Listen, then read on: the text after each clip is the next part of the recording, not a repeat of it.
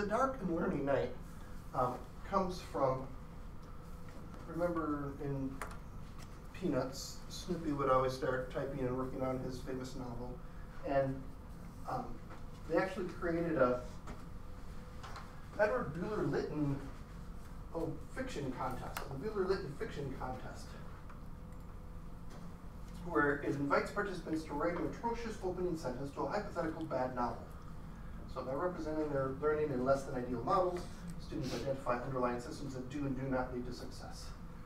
Basically, hey students, do this badly, and then think about what is the bad part about it and what could you do to make it better. Or look at this bad model, what's bad about it? And so we can start to think about what's on the failure end of the systems that we have. And in doing so, we're learning not just the, hey students, follow this directions and you will succeed, but here's the other end of that. Here's what failure looks like. And some contend, and I contend, that you need to know both sides in order to actually understand the whole system. Within that, are there any subtopics? Why did you come today? Who are you, and why did you come today? And are there any questions that you would like to answer, or have answered, before you leave today? We will do our best to try to be responsive to those questions. Who would like to start?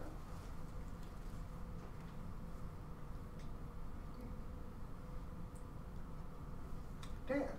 I'm Dan Pell. I'm one of John's colleagues here in Do It Academic Technology. And I had some ideas when I saw this title about how I've done something like this in my own teaching, but now that I'm advising in content areas that I'm not an expert in, I was curious to kind of soak up ideas from other people about more quantitative and problem-solving approaches or other things that, you know, my background is a language teacher, so in terms of content teaching, how have people used this kind of approach to structure assignments or discussions? All right, and in language, there's lots of options, right? Because you swap out adverbs for adjectives or whatever. Things can get kind of entertaining for the students to sort of say, as soon as my students start opening their mouths, they start making mistakes. Right. So and then it's the gradual process of, you know, moving them forward regardless. But that's different from, like, how does this work in more science-based kind of curriculum? Very good. All right, Madeline or Carolyn? Dan volunteered one of you to go next. I can just go next. I'm also a colleague of John and Dan's at Academic Technology. My name is Carolyn Daughtry-Krill, and I'm an instructional designer. And one reason I wanted to come is just thinking about the online learning products that I make. Oftentimes, I feel like they're so built for success of like, come on, you can get the right answer, and then let's move you along to the next thing. I'm really curious about the helpfulness of having that you know, failure and getting to try again and maybe experimenting in different ways. And if I'm playing a game or something, I do like when you're able to mess around and figure out, like, okay, what's the negative feedback you could get? What could you learn from that? And that kind of thing. I'm going to put that as paths to success, and we always look for efficiency, right? That's sort of a natural instinct, especially for instructors. It's like, all right, I want you to succeed. Here's the quickest way to get to that so we can move on to the next thing, so we don't have to waste an entire semester on this first part. And that's natural. We have so much stuff that we need to cover. Tom? I'm Tom Bryan. I'm an instructor in the Nelson Institute and a program manager in UW Housing. And I'm interested in using this in a reflective essay situation, because that's the main assignment that I inherited a course with, 1-credit course, seminar, freshman students.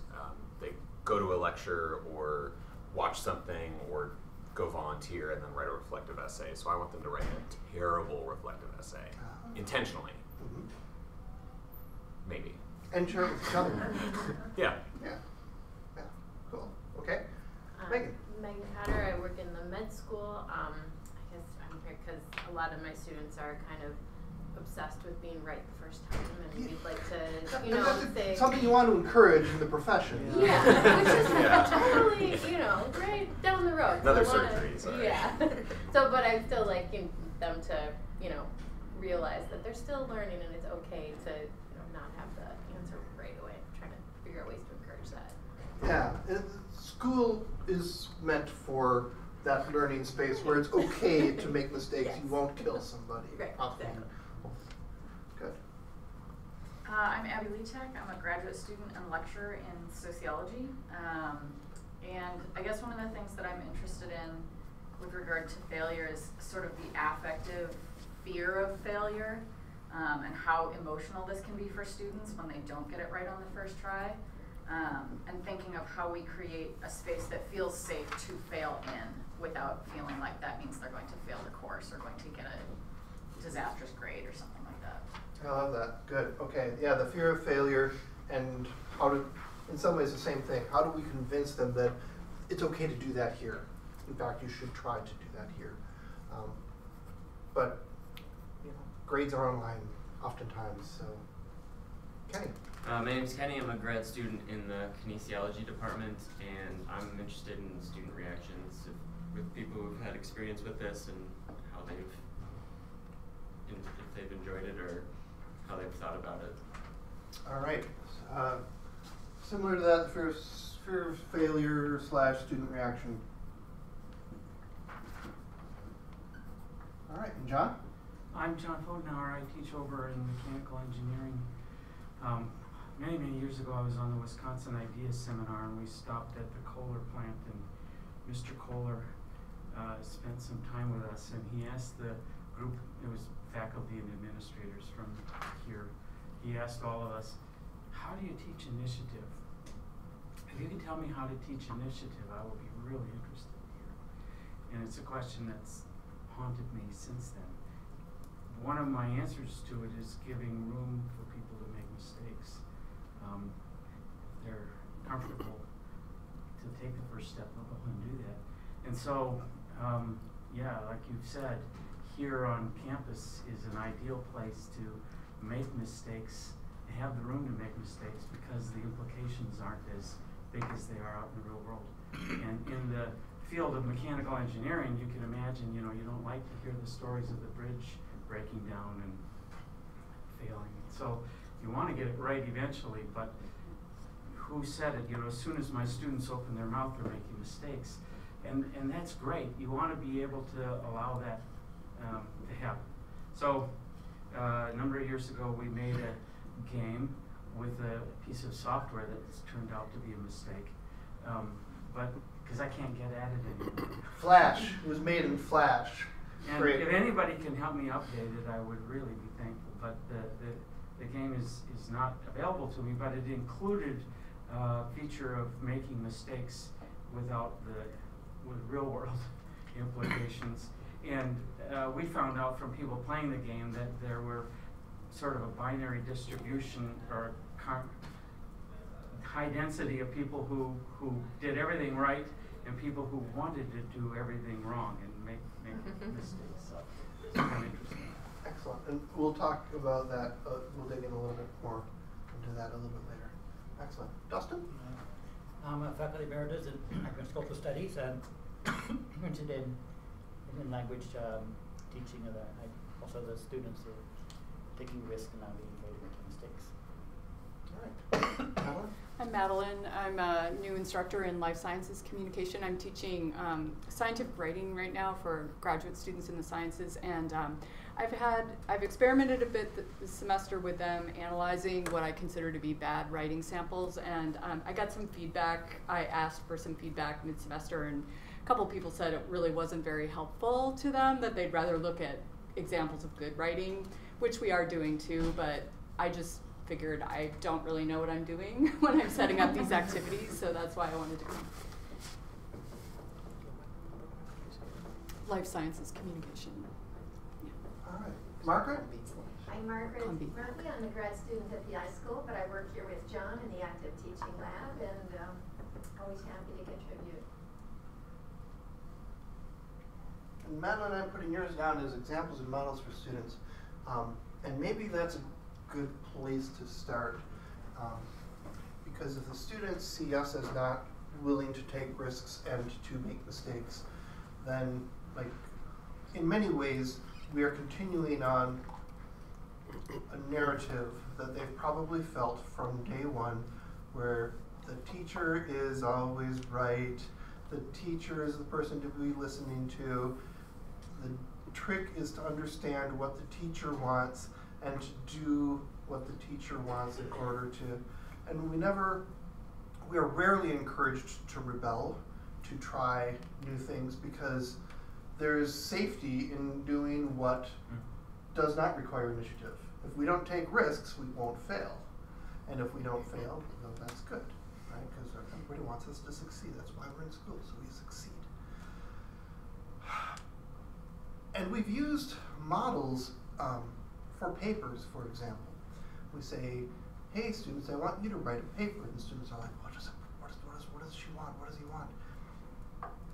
And if we give them 3 papers and we say, here's an example of a good paper, here's an example of a terrible paper, and here's an example of an excellent paper, they can say, well, is my paper that I'm writing looking more like this one, that one, or the other one? And they can sort of start to say, all right, this is what it looked like. If we give them one example of a good paper, what are they going to do? Copy paste. They're just going to, follow it exactly. If we give them 2 very different versions of an excellent paper, now they have to start making choices. Because do they copy this one, or do they the format, the style, etc. of this one? And in some ways, this is great universal design, because we're representing the material in ways that are different. So there's not just one right answer. There's not just one way to understand things. We can have so-and-so's model of the system and somebody else's model of the system, and maybe one of them is more favored, but they're both looked at as respectable models, and they can see that and say, wow, this is really interesting. If there's just one, there's no debate, and if there's no debate, well, there's academics. Where would we be without a debate? And then failure feeds into that, because just like Thomas Edison, if we don't have those 1,000 mistakes, we don't learn the positive ways to do this. At the fall kickoff for the Teaching Academy, we had a professor from the Journalism J School department coming in, and he talked about how they've graded their incoming students, and they said, here are the expectations, professional level journalism expectations. When you come in, your first few assignments, you are not going to reach this level. And here's data from past semesters of all the students who come in, and they come in down here, and they do not reach this level. But you'll get feedback, and you do terribly on the first one, and you'll get feedback, and then the next one you'll do this. And here's the data that shows that you're going from there to this. And the third one you'll do this, and the fourth one you'll do this. So you will have lots of failure, you will get lots of feedback, you'll have opportunities to reflect, and by week 6, if you do the reflection and you go through those failure mistakes, you'll get to this point and you will be doing professional level journalistic work. And the students, he said, really respond to that. At first, they're scared to death because they just got out of high school where, in small town Wisconsin or wherever they came from, where they were the top of the class, they need to be in order to get into UW-Madison, right? They get in there, they're used to succeeding all the time. But now they come here and it's a little bit harder. And the practices that worked for them in the past are no longer working for them. So they start to fail, and then they start saying, oh my gosh, I'm terrible, I'm just not smart enough, what's going on? And some of them will do this, and some of them will, waste away their semester because they have given up. And that's a real thing. But if we can celebrate failure, if we can say, yeah, of course you're going to fail, that's part of it.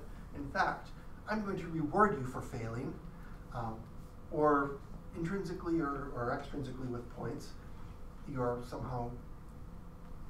get into this habit of failing for fun and learning, then that's kind of a nice way to look at it. What experiences have you had with failure as a student that have been positive? Let's say that. I think we know about the negative ones.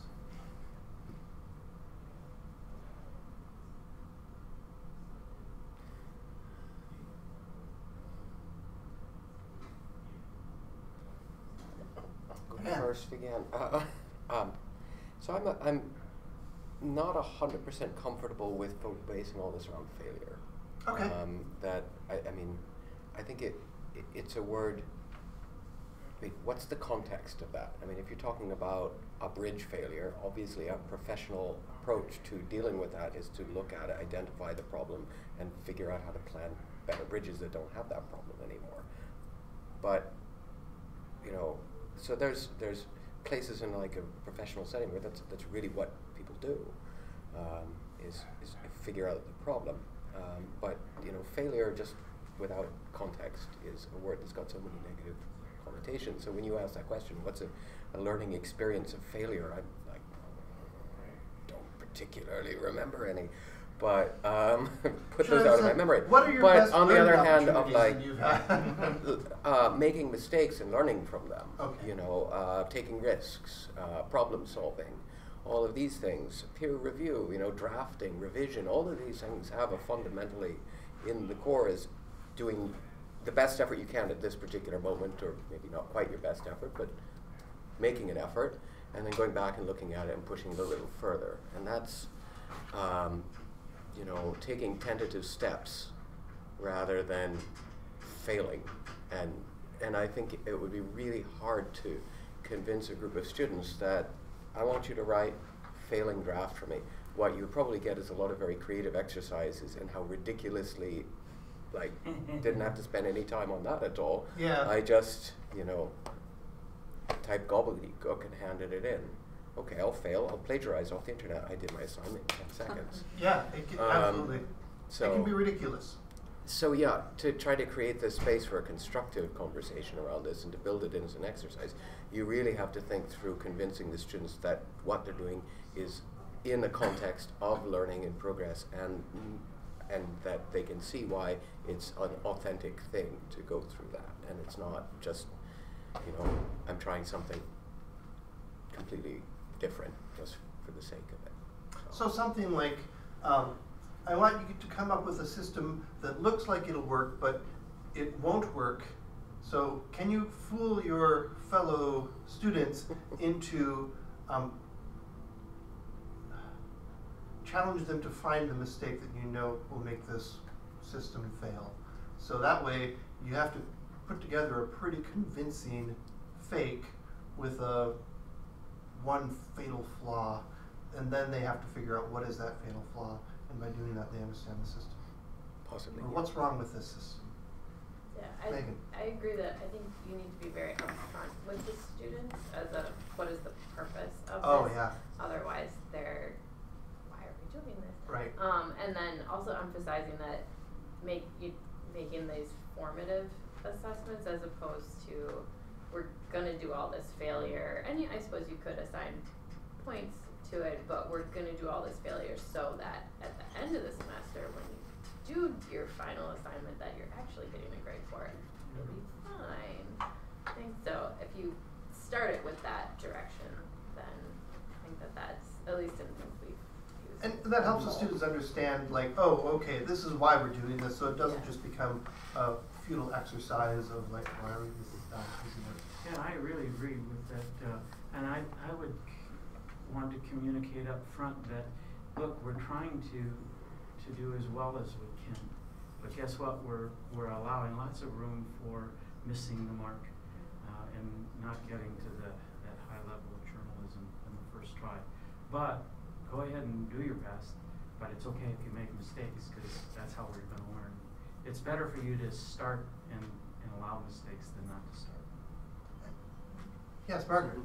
I appreciate the discussion. It just brings to mind so many different areas where you could apply this. I mean, not just in a creative endeavor, but I was on a team once where we had a team activity that everybody really got into. It was like a build it, break it, fix it. And so the teams would work together to build something, typically software. And then the challenge was, after everyone built their system, the other team had to hack into your system. And so we built it with the best of our skills and abilities, also knowing that somebody immediately was going to try to break it. And if they broke it, then we'd have to fix it. And it became a very fun, competitive, silly at times activity. But that way they're putting their best knowledge into it. But as you had said, you've got to give them the instructions that in the total assignment, somebody's going to break it. And even in the work that I do, I do a lot of designing of data instruments and tools. First thing I do is design it. Second thing I do is test it or QA it or break it. So that I can, sometimes called error checking, right? But it's fun to try to break your own systems. And so if they know it in that way, you're going to build it, somebody's going to break it, and then you get to fix it. They go back and in that second review of it, they go, oh yeah, we should have done this and we should have done that, and I think that the learning is gained, and I think that's what you're going for. It's fun to break your own systems, but oftentimes we can't, because we've designed them to the best of our ability, so we've closed all the doors that we've seen. That's why you get the teams working, yeah. And when you start doing some of the studio activities that they have over in the design school, or I imagine in engineering where you have people, any of this peer review stuff where you get other people to look at it and say, oh, what about this, what about that? We get feedback from other people.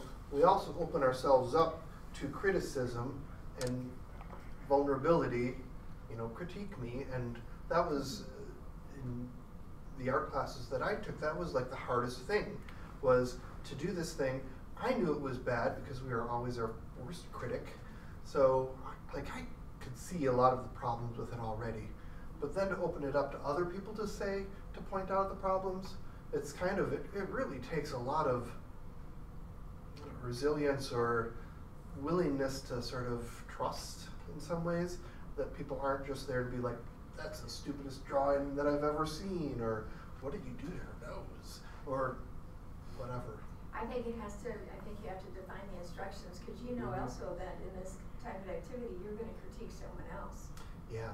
And so I think it makes you a kinder, gentler critiquer, because you know that somebody's going to critique you. This is a shared trauma. It's not always the case, you have shared trauma, but it's kind of a fun activity when you lay it out, but it's really important for good instructions and also for a rubric or evaluation. I was in a class last semester where it was an online class, and they tried to have other people critique your, presentation.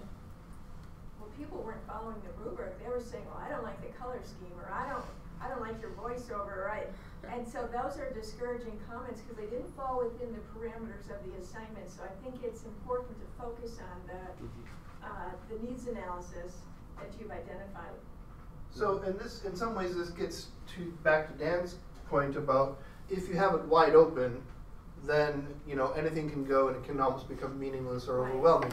But if you say, focus only on these three things, let's look at that. And actually, I want to talk about your sliders, because that would be kind of a neat thing, I think, to talk about. So, do you want to go through the whole thing, or do you just want to talk about a single slide? Yeah, that's a good place to start right there. All right. The meat of it is right there. We built a game in which there were 4 inputs, or maybe 3. The objective was, in a cryogenics class, to design some, we call them struts. One end was at a hot temperature, one end was at a cold temperature, and you wanted to minimize the heat that went down that strut, but you wanted to have it strong enough so that it could hold what it was built to hold.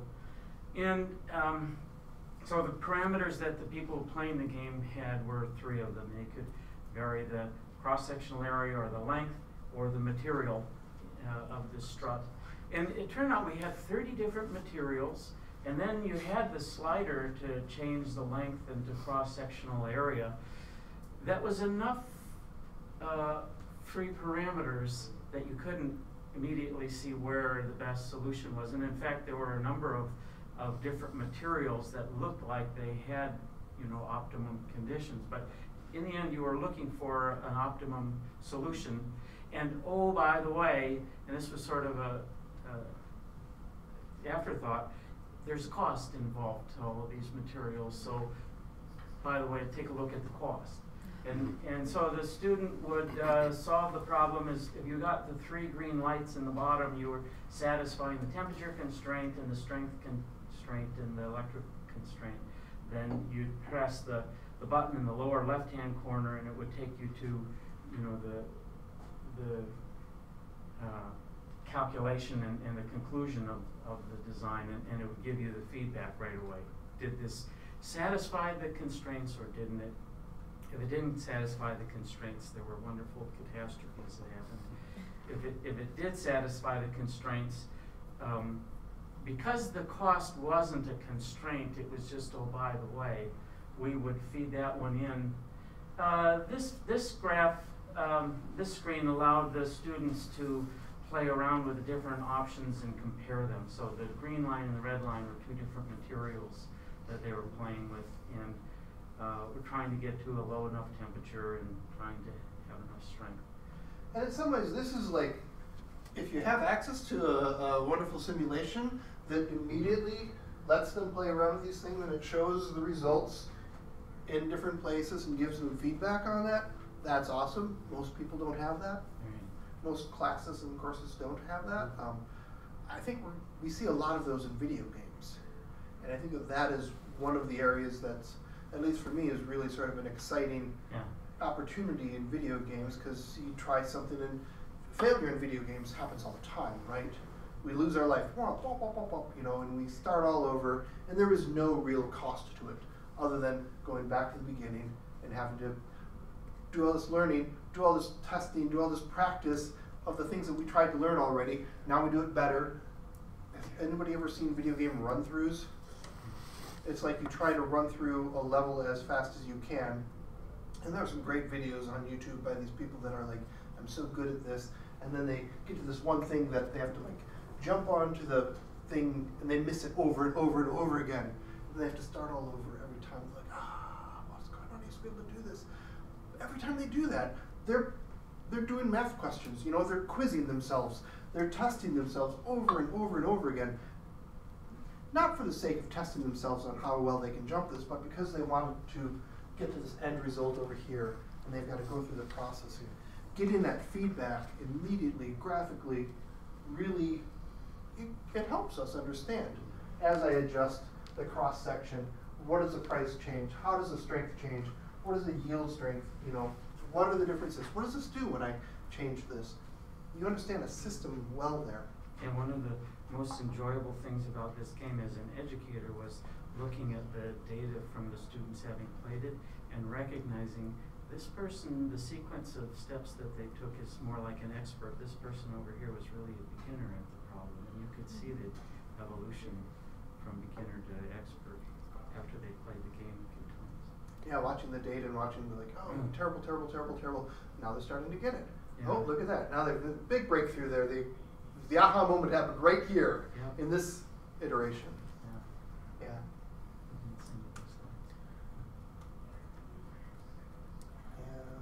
So yeah, there was in our Minesweeper scenario, if you didn't have a strong enough strut, you could see the failure result. And if you did have success, what we used as a hook for them to go back and play it again was, okay, your solution is valid, but by the way, it costs a lot more than it needs to. And that's the run-through in the video games. Yeah, you got through the level, but can you get through the level with less than 900% over budget?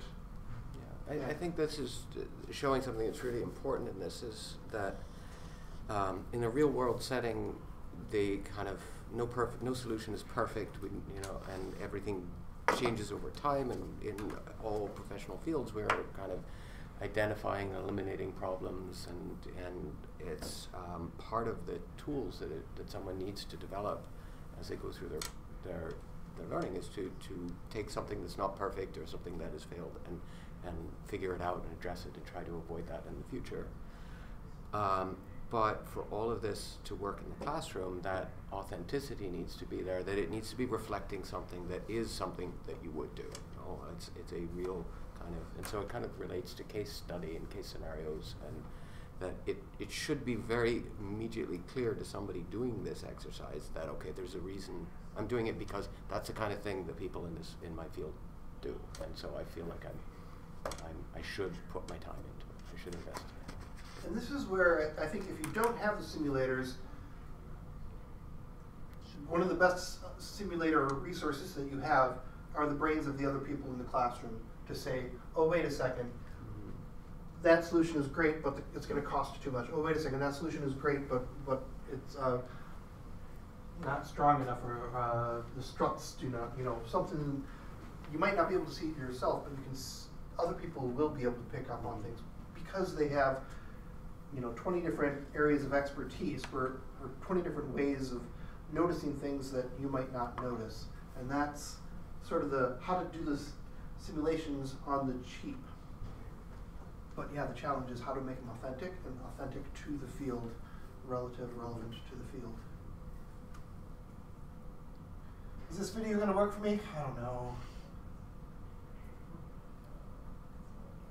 I don't think it is. Oh, yeah, there we go. Well, not a video, but I love this because It's a motion picture. it was, but this was animated, as I remember. Yeah, it was. So it was, you could actually see the destruction. And again, in video games, one of the most satisfying things sometimes is dying in a spectacular fashion, whatever your character is. So. Yeah, this led really nicely into a discussion that I just had a couple days ago in this class without the game, but we were trying to teach them about the temperature dependence of thermal conductivity. They were all right there because they had experienced it in the game. I hope you can get those back. Yeah, well, you just have to figure out Flash to HTML. Somebody can convert that, right? Abby. So the talk about how you cater this to your own discipline has me thinking about how we translate this to a social science. Oh yeah. Where there is no right answer. I mean, part of what they learn is that there is no right answer. Right. And how you can teach the process of failure without there being an objective truth or an objective goal. Yeah. And so I'm thinking more of superficial ways that you can incorporate mistakes in, thinking about, dropping their lowest quiz score or allowing them to draft an assignment. I know you had mentioned drafts before. And so I'm having a little bit of trouble thinking content-wise how mistakes can play a role where there is no best model or there is no objective goal that you're aiming towards. Well, and in many ways, what you do have in that social science or social other non-sort of right answer courses is you've got a bunch of trade-offs, right? So this might be really great for this, but less great for this. Now, let's have the argument. Which one's more important and why?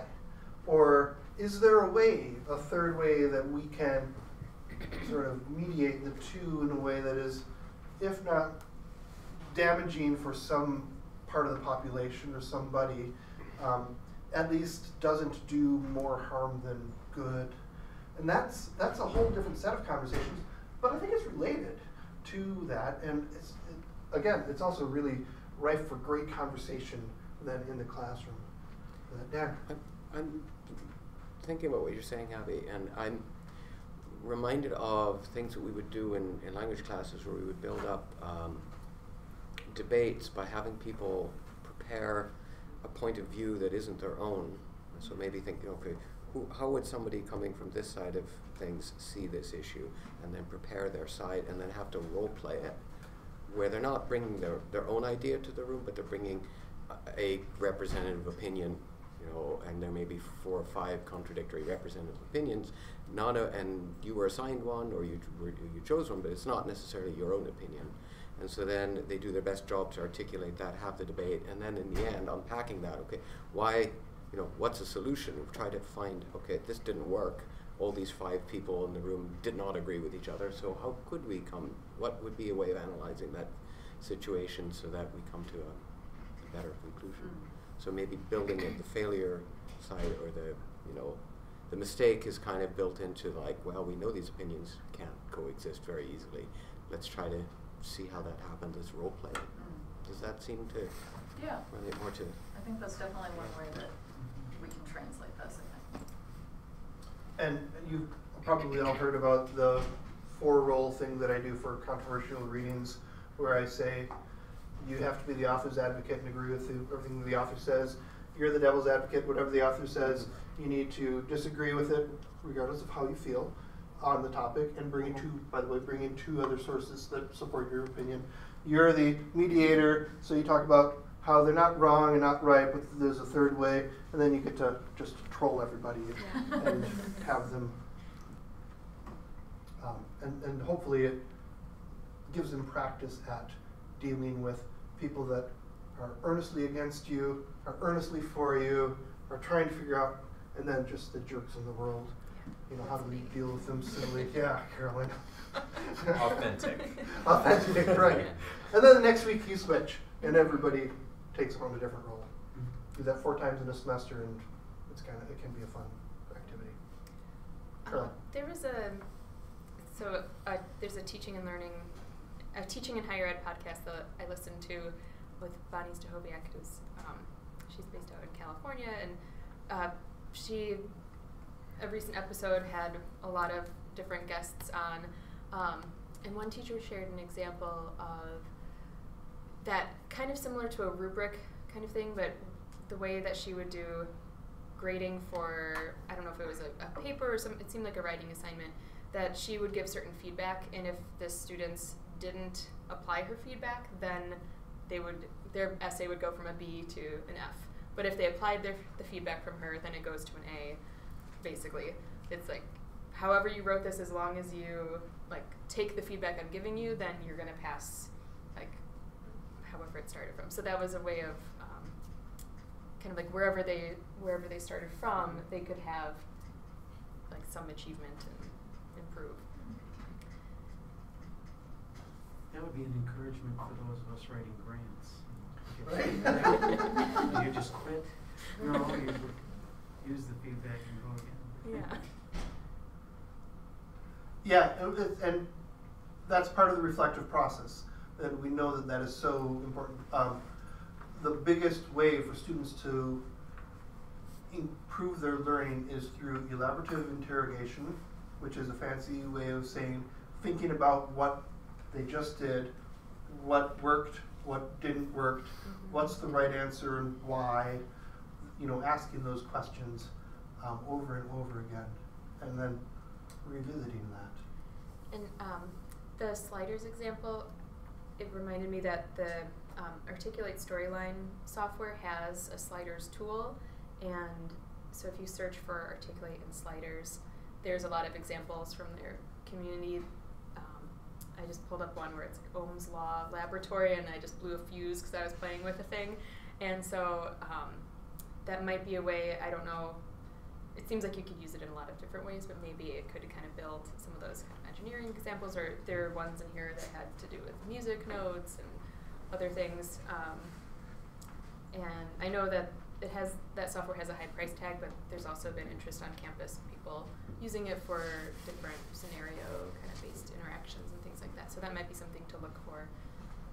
Well, and one of the folks who made the system for John, Field Day Lab is where they're at right now, and they make all kinds of these little simulations. So if you want to learn wind speed and how that all affects and how storm fronts move in, you can go in and play with all of these things. So, and they're just little educational toys, basically, that help you learn.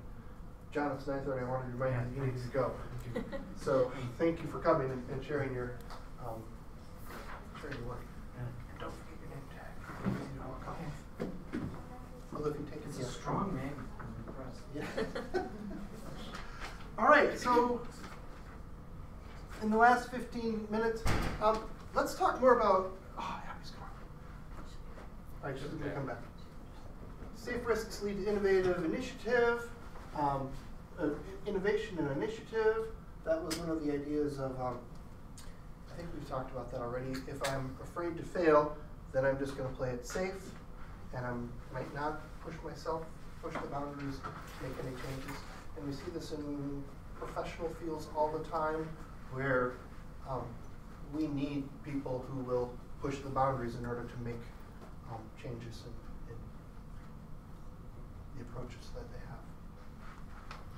have. Examples and models for students we talked about. Are there ways that you, oh, Dan. No, I had, was thinking about what I said a minute ago to Abby as well about the role playing, and I was thinking another way in which we can introduce this kind of failure is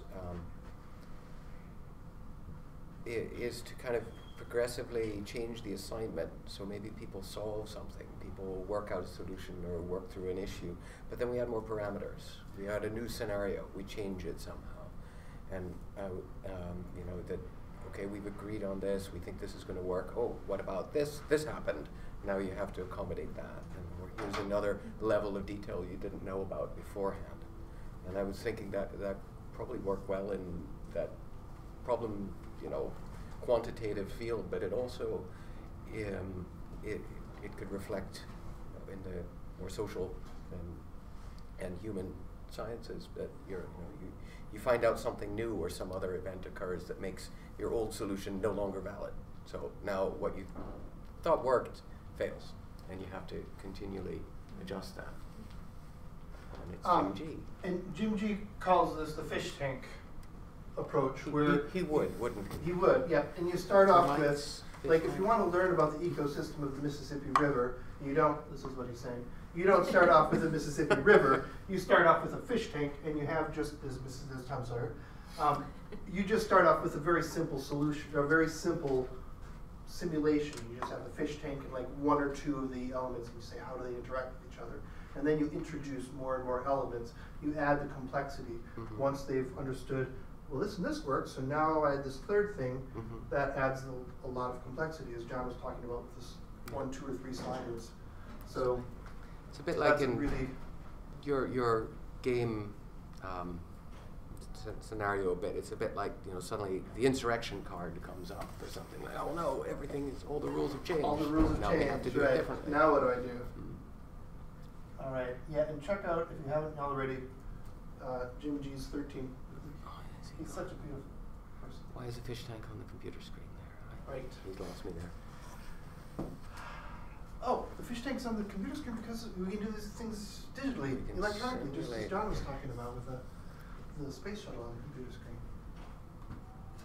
We're about to talk, I think, about the fear of failure in the students. Yeah. So how do we get them to embrace failure? Embrace risk, maybe? What's that? Embrace risk? Embrace Nobody risk. Wants to How do we get them to failure. embrace risk? Great. So let's start with that. Abby, I was curious. Well, let's look at it from the other side and say, what how have do you we found? discourage them from taking risks? We know the answer to that, right? We make it high stakes. Yeah. Mm-hmm. Or we put them in the hot seat in the front of the class, right?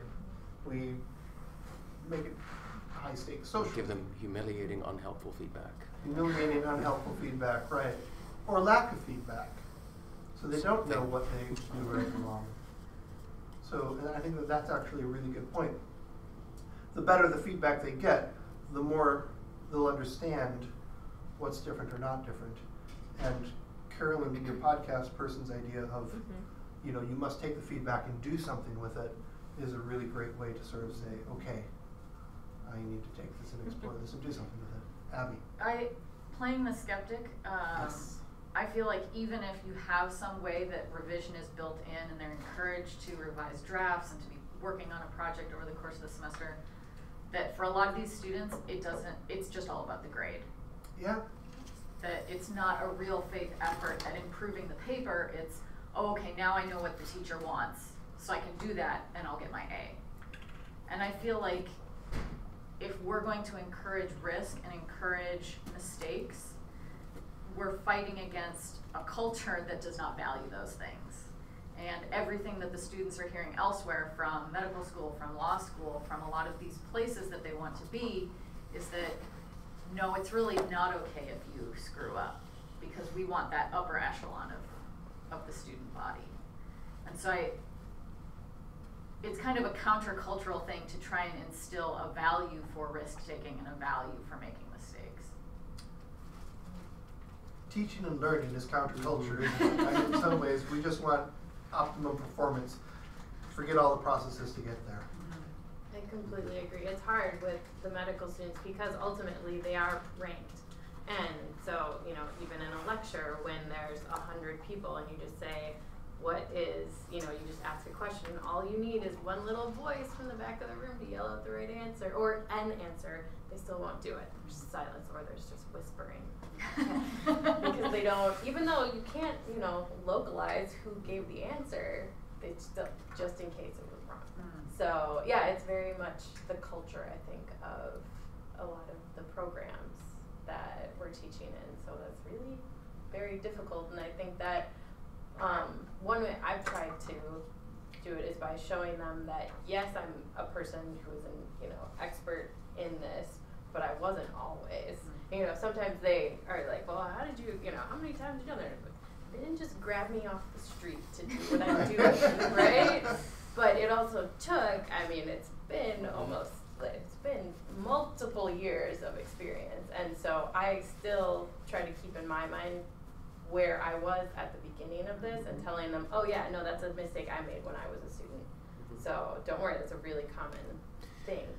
And so then they can see, okay, yes, this is, hopefully that instills in them, this is a journey. And if they get a question wrong, let's not, you know, no. Let's explore why that would be a mistake. So I think it has a lot to do and with let's how we explore work with why, them. because in exploring why, you're going to find answers to a lot of other things to prevent future mistakes in other areas. And that is maybe the way to say, you know, by doing these levers, you're not just getting the right answer for the space shuttle or the minesweeper, but you're learning the concepts that will help you from help keep you from making mistakes in other areas as well. So it's And another thing is then also promoting teamwork in that, and saying that, you know, if you don't know this thing right away, hopefully somebody else on your team will know, and you have to admit that you don't know, because if you go full bore, even though you know in the back of your head that maybe this isn't the right thing, you might kill someone someday, you know? So it's that being ready to admit I don't know. And so, and when a student asks me a question, if it's totally, because they'll ask all kinds of random things, if I don't know, then I don't know. You know, that's not saying, well, trying to come up with something that's ridiculous. And it's just say I don't know. It's not saying you're dumb. It's saying, I just don't know. Megan, in the medical world, would you have, like in an assignment, someone has to come up with a right solution, but would you ask them to put like plausible alternatives? Yeah. And then to analyze why they select, and actually have them walk through the process of that. And they often do that. What are with the common mistakes a person could make that would, right? Yeah, exactly. And they often do that with like they are given like differential diagnoses. So if somebody comes in with a list of symptoms, you know, we tell them nobody's going to come in with a textbook and point to exactly what they have, unless they're another doctor. But somebody's going to, you know, so we have to.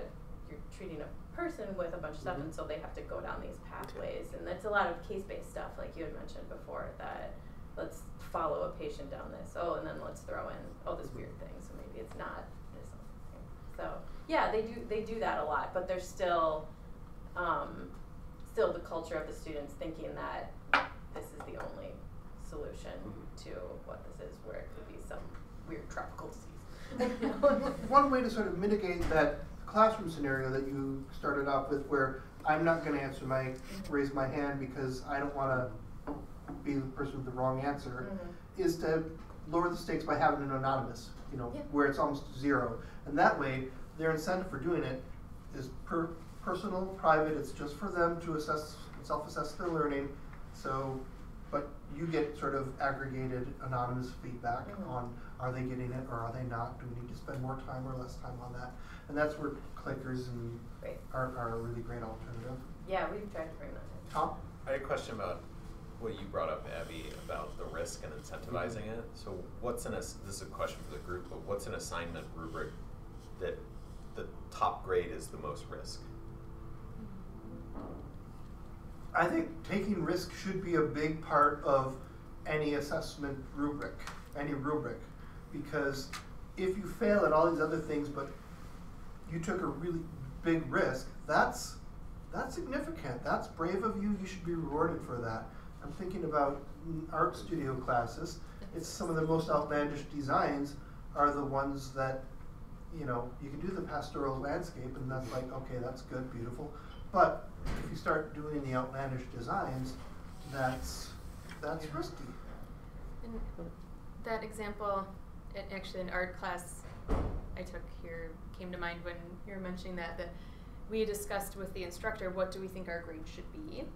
And it was a ceramics class, and I had taken on, I was trying to do this really big, like, ceramic mural that I've actually never finished, and the pieces are in my attic. But it was, I stayed overnight, all night in the studio one night, and like was working on it and all this, and so like talking to the instructor, and I was kind of like, oh, I didn't finish this, but I think I should have an A in the class, kind of thing. Like, I was really nervous about that, but then he's like, oh yeah, of course, like you've been, like you took on this big challenge, you've been really dedicated with it, and so being able to not find the space, like you might not be able to have a personal conversation with every student depending on your class size, but having that kind of like the students giving input on and like having a discussion around that can help where you can have some of those higher risks.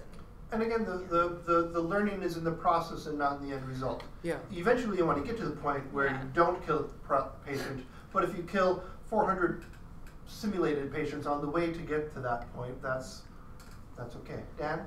I think also with that, and it follows, Caroline, with what you're saying, is that having not just the final result, but also, I mean, there's the process and being able to grade different parts of the process and the result, but also including the reflective side of the student telling you how they did it.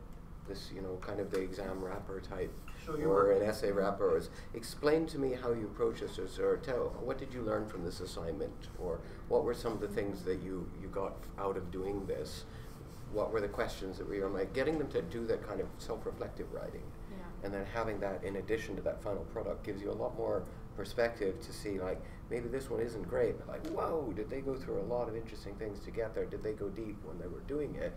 And that, having that additional just little meta assignment that's tacked on at the end. Spend 10 minutes telling me how you did this. It also helps the instructors rethink the assignments as they iterate it for the next semester. Like this one, they had all kinds of trouble. Maybe I should add another constraint in there. This one, you know, was too easy because they didn't really think about it very much. So that's it. We have like less than a minute left, but are there any new questions that came up or any questions that you want to make sure that we answer before we finish today? All right, thank you for coming. We are out of time. I appreciate the conversation. And if you could just drop off this little green sheet in the basket on the corner. I'll put the old ones here.